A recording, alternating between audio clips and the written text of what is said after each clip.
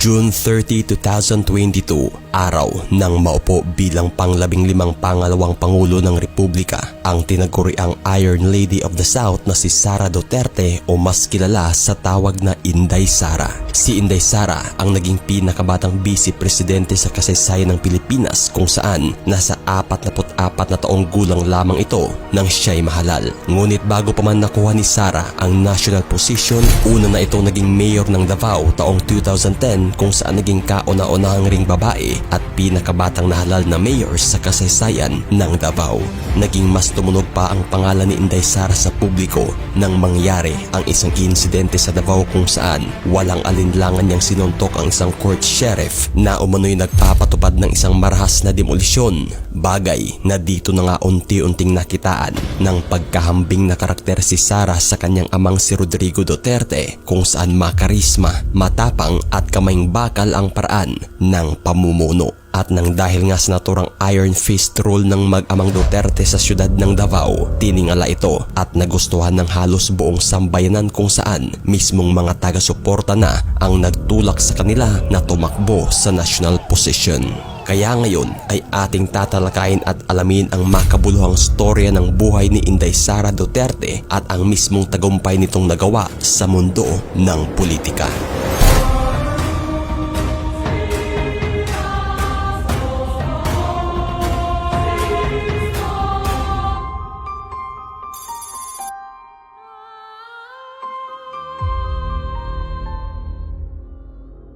Sara Zimmerman Duterte Carpio o mas kilala sa tawag na Inday Sara, pangalawa sa tatlong anak ng mag-asawang sina dating Pangulong Rodrigo Duterte at Elizabeth Zimmerman Duterte na isang guro at flight attendant. Ipinanganak si Sara noong May 31, 1978 sa lungsod ng Davao kung saan may dalawang kapatid ito sa parehong magulang na sina Paulo Duterte, nakatatandang kapatid, at Sebastian Duterte, kababatang kapatid. Ngunit may half-sister din si Sara o bunsong kapatid sa pangalawang asawa ng kanyang ama at ito ay si Veronica Duterte o mas kilala sa tawag na Kitty Duterte. Bata pa lamang si Sara ay nakitaan na ito ng parehong karakter ng kanyang amang si Rodrigo Duterte kung saan palaban, independent at walang takot. Ngunit minsan na ring hindi naging maganda ang relasyon ni Inday Sara sa kanyang ama nang dahil sa umano'y mga late night activities nito at pagiging babaero na siyang minsan na ring inamin ni Duterte. At nang magkahiwalay nga sina Elizabeth Zimmerman at Rodrigo Duterte, dito na mas pinili ni Sara na sumama sa kanyang ina. Bagay na minsan nang sinabi ni Inday Sara na ang relasyon niya sa kanyang ama ay not very close o hindi sila gaanong malapit sa isa't isa. Ngunit sa likod ng tila love-hate relationship ng mag-ama, tinuring pa rin ni Rodrigo Duterte si Inday Sara bilang pinakapaboritong anak. Si Inday Sara ay nag-aral sa San Pedro College sa Davao kung saan nagtapos ito sa kursong BS Respiratory Therapy taong 1999. Ngunit kumuha ng pag-aabogasya si Sara sa San Beda College na kalaunan ay lumipat at nagtapos sa San Sebastian College sa Recoletos taong 2005. Bagay na sa parehong taon 2005 kaagad ding nakapasa si Sara sa Philippine Bar Examination. At nang maging ganap ng abogada si Sara, nagtrabaho ito bilang court attorney sa opisina ni Supreme Court Associate Justice Romeo Callejo Sr. October 27 taong 2007, araw ng ikasal si Inday Sara sa kanyang partner na si Manasseh Mans Carpio na kapwa abogado rin na galing sa mga kilalang angkan sa Davao. Nabiyayaan ang mag-asawa ng tatlong anak na kinilalang sina Lucas na may palayaw na Stingray, isang adopted daughter na si Michaela Maria na palayaw ay Sharky, at ang kanilang bunso na tanging nakasurvive sa sanay triplets na pinangalan ng Marco Digong na ang palayaw ay Stonefish. Bago pa man pumasok si Inday Sara sa mundo ng politika, mismong ang ama na nitong si Rodrigo Duterte ang talagang nagpigil sa kanya na hanggat maari ay wag nang pasukin ang magulong kalakaran ng politika sa bansa. Bagay na siyang mas una ring ginusto ni Inday Sara nang dahil pangarap lamang talaga niya ay ang maging isang successful pediatrician at hindi ang pagpasok sa politika. Ngunit buwan ng Disyembre taong 2006, isang pahayag ang binitawan ni Duterte kung saan gumulat sa karamihan. Inanunsyo nito na ang magiging running mate niya sa 2007 mayoral election ay walang iba kundi ang kanyang anak na si Inday Sara. At sa mismong paghatol nga ng taong bayan, wagi sa posisyong pagka-vice alkalde si Inday Sara na may humigit kumulang 300,000 boto. Sa naturang pag-upo ni Inday Sara, kaagad siyang naging regional officer of the National Movement of the Young Legislators mula taong 2007 hanggang 2010. At sa panunungkulan ni Sara bilang vice alkalde, dito na rin niya unang kinuha si Atty. Zulaika T. Lopez bilang staff member ng city government sa posisyong City Council Secretary. At sa pagtatapos ng unang termino ni Inday bilang vice alkalde taong 2010, ginulat ng mag-amang Duterte ang buong Davao nang magpalit posisyon ang mga ito. Tumakbo sa posisyong vice mayor si Rodrigo Duterte at mayor naman si Inday Sara, kung saan makakalaban nito ang kilalang politiko na galing sa angkan ng mga Nograles na si former House Speaker Prospero Nograles, na kilalang mahigpit na kalaban ng mga Duterte sa politika sa Davao. Ngunit taob kung ituring ang kinalabasan ni Nograles sa naturang halalan, kung saan umabot ng humigit 200,000 votes ang agwat ng dalawa, bagay na naging dahilan pang ito sa paghain ni Nograles ng protest sa COMELEC at kwinestyon ng resulta sa halalan na ayon sa kanya ay may nagaganap umanong sabwatan o konspirasiya sa mga local poll officials. Ngunit ang naturang paratang na ito ay ibinasura lang din ng Korte kalaunan nang dahil sa kawalan ng ebidensya. Sa unang termino ni Mayor Inday Sara ay nagsilbi itong opisyalis ng National Executive Board of the League sa Pilipinas. December 2 taong 2010 naman nang i-appoint siya ni Pangulong Noynoy Aquino bilang chairperson of the Regional Development Council Region 11, bagay na naging kauna-unahang babae si Inday Sara na humawak sa naturang posisyon at kauna-unahang appointee na galing sa sektor ng gobyerno mula nang mariorganisa muli ang konseho taong 1986. At bilang tagapangulo, kaagad na tumaas ang gross regional domestic product ng Davao Region na mula 3.9% taong 2011, umangat ito sa 7.1% taong 2012. Isa rin sa mga isinusulong na advokasya ni Inday Sara ay ang pag-promote niya sa Davao bilang tourism and investment destination na may tagline na Davao, Life is Here. Ngunit isa sa pinaka nagpatunog ng pangalan ni Inday Sara sa unang termino nito bilang mayor ay nang masangkot ito sa kontrobersiya kung saan sinuntok niya ang isang court sheriff na nagngangalang Abby Andres. July 1 taong 2011, araw nang ipinatupad at pinangunahan ni Court Sheriff Abby Andres ang demolisyon sa mga kabahayan sa Barangay Suliman, Agdao District. Tinatayang nasa humigit 200 bilang ng pamilya ang apektado sa naturang demolisyon. Ngunit umaga pa lamang ng nakatakdang araw, nagpahayag na pala si Mayor Inday Sara sa mismong sheriff na hanggat maaari ay i-delay muna ng kahit 2 oras ang pagpapatupad ng demolisyon sa kahilingang personal siyang pupunta at makiusap sa mga residenteng apektado upang maiwasan ang posibleng magulong komprontasyon. Ngunit sadyang binaliwala ito ng sheriff at itinuloy ang naturang demolisyon, bagay na nagresulta nga ito sa pagsiklab ng gulo sa pagitan ng mga demolition team at residente. At ilang oras nga ang lumipas, nakarating na si Inday Sara sa mismong demolition area at sinabi na ang naturang paghiling niya ng ilang oras na pagpapaliban ay hindi lamang para makausap ng personal ang mga apektadong residente, kundi para na rin makuha ng abogado ng mga ito ang ruling ng Court of Appeal sa kanilang inihaing mosyon.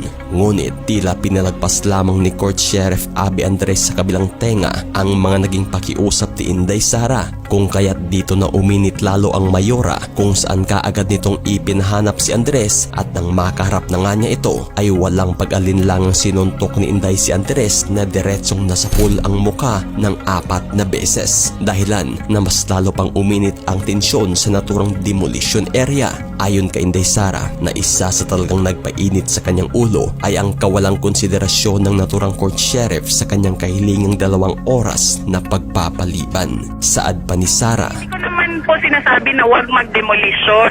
Ang sinasabi ko lang sa sheriff, antayin mo ako para hindi magkagulo at maayos yung demolition mo. What is 2 hours for him to execute execute properly his demolition. I am here to assist him and to assist the people. So what is 2 hours for him to decide, okay, July 11, 2011, ilang araw ang lumipas matapos ang insidente, nagsampa ng kaso ang Sheriff Confederation of the Philippines laban kay Mayor Inday Sara Duterte. Bagamat sinampahan man ng kaso si Sara ng Sheriff Confederation, hindi pa rin ito naparusahan sa kadahilanan na walang formal na reklamo ang mismong sheriff na napagbuntungan niya. At matapos nga ang halos 1 taon nang mangyari ang insidente, nagpahayag si Inday Sara ng paumanhin o public apology kay Sheriff Abby Andres at sa pamilya nito.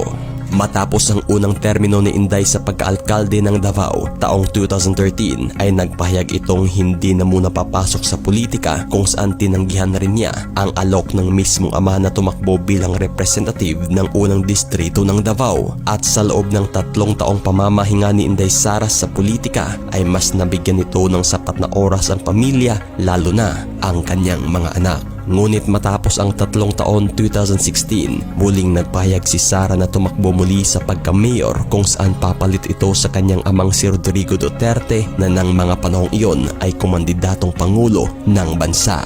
Bagay na talagang nagwagi ang mag-amang Duterte sa bawat posisyong kanilang tinakbuhan. February 23 taong 2018 nang bumuo ng sariling regional party si Mayor Inday Sara na pinangalan ng Hugpong ng Pagbabago na kalaunay July 4 taong 2018 inaprobahan ito.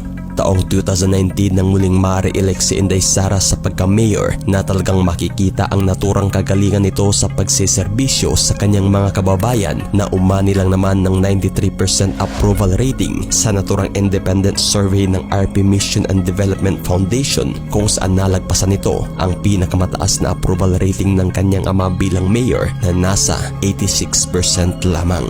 At sa naturang second straight terms ni Sara, itinatag nito ang programang Biyaheng Duterte na tumutugon sa proyekto ng mga sektor. Isa sa mga prioridad nito ay ang edukasyon, kalusugan, poverty alleviation, infrastructure development, solid waste management and environment, agriculture, investment and tourism, traffic and transport, disaster risk reduction and management, at ang naturang peace and order. At sa mismong pagpasok ng 2022 Philippine Presidential Election, naging pinakapaboritong politiko ng karamihan si Inday Sara na inaasahang papalit sa posisyon ng kanyang ama na si Pangulong Rodrigo Duterte. Ngunit early 2021 ay tila may pag-alinlangan pa si Inday Sara na tumakbo sa national position, ngunit kagaya ng nangyari sa kanyang ama, kung saan taong bayan na nagpahiwatig ng suporta ang talagang nagtulak sa kanya na tumakbo bilang presidente. Ngunit sa mismong filing ng kandidatura noong November 13 taong 2021, naghain ng kandidasiya si Inday Sara sa national position, ngunit hindi bilang pangulo kundi bilang pangalawang pangulo. Ayon pa ni Inday Sara na si Senator Amy Marcos pa talaga umano ang isa sa nagtulak at nakapagkumbinsi sa kanya na tumakbo sa naturang posisyon. At kalaunan nga'y inadap at inendorso si Inday ng Partido Federal ng Pilipinas bilang running mate ni Bongbong Marcos sa pagkapangulo, kung saan binansagan ang kanilang alyansa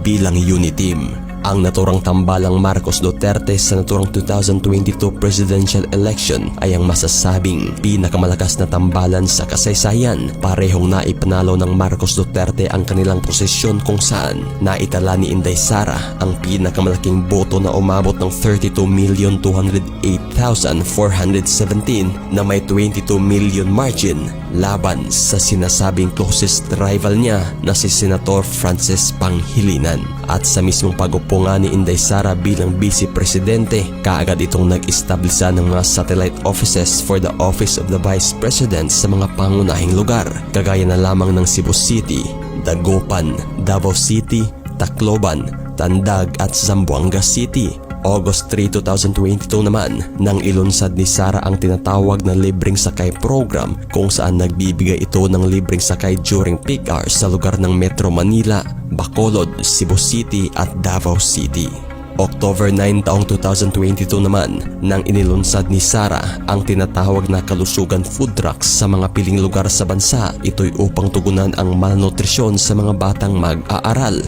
At mula nga July taong 2022 hanggang October taong 2023, ang mismong Office of the Vice President ay nakapagbigay na ng 1.2 billion worth of medical assistance sa 106,958 beneficiaries. Nakapagbigay rin ito ng 130.3 million pesos na halaga ng tulong sa 22,470 beneficiaries sa ilalim ng Burial Assistance Program. Sa mismong libreng sakay program ng OVP ay nakapagserbisyo na rin ito sa 523,263 commuters sa Metro Manila, 89,000 commuters sa Bacolod, 60,000 commuters sa Davao City at nasa halos 100,000 commuters na sa Cebu City. At sa loob nga lang ng isang taon ay nakapagbigay na ang OVP Disaster Operations Center ng 62 relief operation and extended assistance na nagkakahalaga ng 69.1 million pesos para sa 115,045 na pamilyang nangangailangan sa panahon ng sakuna at kalamidad. Ngunit kalaunan, July 18 taong 2024, nag-resign si Vice President Inday Sara bilang Education Secretary kung saan naging tila mitsa na rin ito sa matinding alitan sa pagitan ng mga Marcos at Duterte kaugnay sa politika.